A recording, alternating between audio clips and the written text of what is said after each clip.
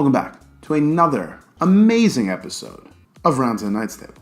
I'm Jim, and it's Weeping Wednesdays, so of course we gotta talk about This Is Us.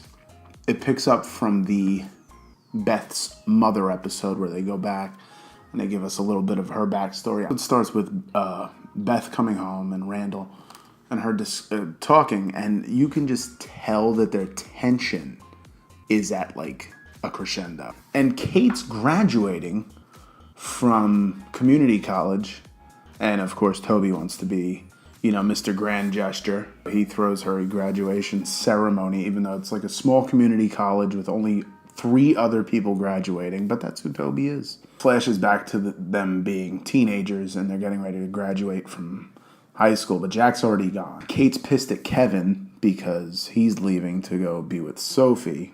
We know that's gonna fucking work out. Also to pursue an acting career in New York. That must have been when he was on Revenge. And Jack's been dead for almost 4 months. Rebecca's dealing with his loss, and it's really it's taken its toll on her. It comes back to modern times, and we see Kevin is boozing again. Cheers, mate.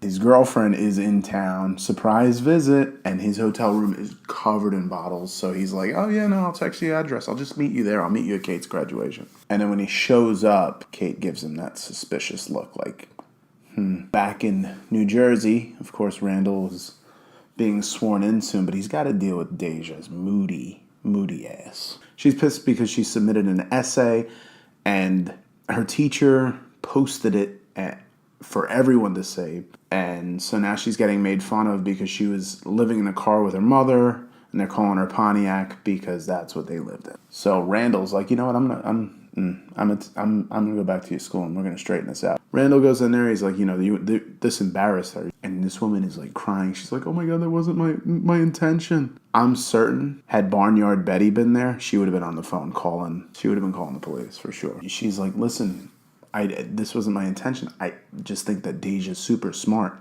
And I spoke to all of her teachers, and we agree that we think that she could skip just straight to 9th grade. So cut back to Kate's graduation, and Kevin's girlfriend shows up late, and he's been lying his ass off to her because he's been on a fucking bender again. Oh, that's so Jack Pearson. So he gets up to make a toast. No bread, no toaster. So now Kate totally confirms her suspicion. But in the background, the bartender's mixing up the drink, and he's like, oh, much like Moana. It calls me. So he's like, oh, I can't, I gotta go. I just got a text from my agent. I got a meeting. Back to Deja and Randall. Deja's saying, I don't want special treatment like you. I don't want to be like that. You're a different story. Things are good for me now. For once in my life, I don't want to change. And I can't blame her because she's gone through so much. Flashback to the kids' high school graduation. Kate doesn't want to go. She doesn't go. Rebecca has like a breakdown. And of course, here comes Slick Dick Miguel. You slide right into her DMs. Told her that she might need to talk to somebody about some help. I've never heard somebody translate that as let me give you some dick. But no, he seems genuine, I guess. And then it cuts back to graduation, and Becca, she's having a nice tender moment because her and Kate don't get along so great. She's like, I'm really proud of you. You're having a baby. This is your time. And so Kate, she's just really concerned about her brother. So she shows up at his hotel, knows that he's lying. Clearly he's been hanging out with Charlie XCX and Iggy Azalea because they've been getting drunk on the minibar. She's like, oh, let's go to a meeting. Being the alcoholic that he is, he's like, oh yeah, we'll go. Just give me a week. She convinces him to go and to get a sponsor. She's like, we'll go right now. There's one right here in Hollywood. Let's go. And on their way to the meeting, he's drunk. Kate's fucking water breaks. She's 28 weeks. Too early. It's too early. And then he can't drive. So Toby's like, well, what the fuck? He has to tell that to Toby. Cut back to Randall's life. Beth comes home. She's teaching dance class now. Get that. She's living her dream. She finally found what it was after working at this bullshit job that she thought was it. This is what she's always wanted. She always wanted to be a dancer, but this was it. Randall wants Deja to do more than what she's saying. She just doesn't want it. She doesn't want the routine to be messed up. And she knows that if she skips a grade and she goes to high school, it's all going to be fucked up. Beth, I just think that with all your scheduled classes and stuff, maybe we need to pull back. She's like, well, you're living your dream. What about Beth? That's when he gets a call about Kate. And then it flashes back to Becca, and she calls, who else? Fucking Miguel. She's trying to pick up the pieces. Flashes back to the 3 kids at the party, Randall, Kate, and Kevin, after graduation. Because they're all parting to go their separate ways. Kevin's going to New York, Randall's going off to college, and Kate doesn't know what she wants to do.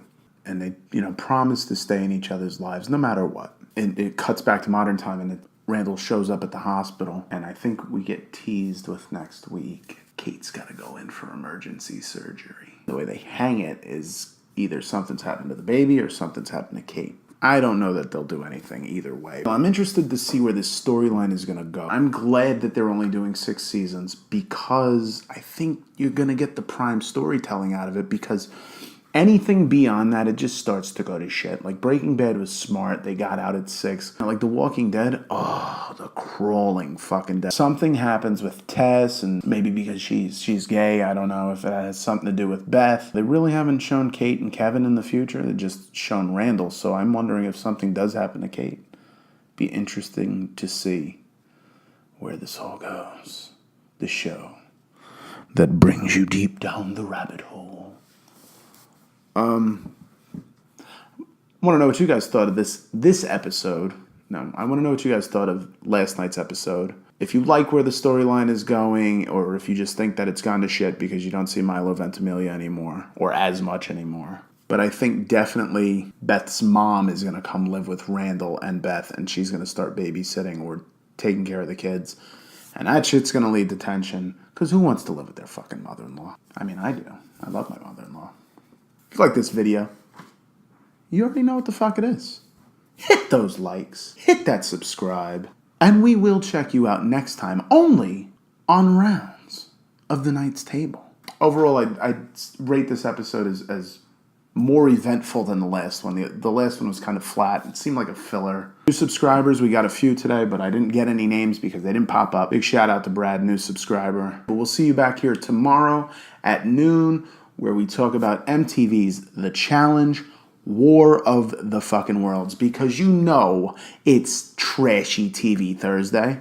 I don't have an animated graphic. I'm not good like that. Bye, bitches.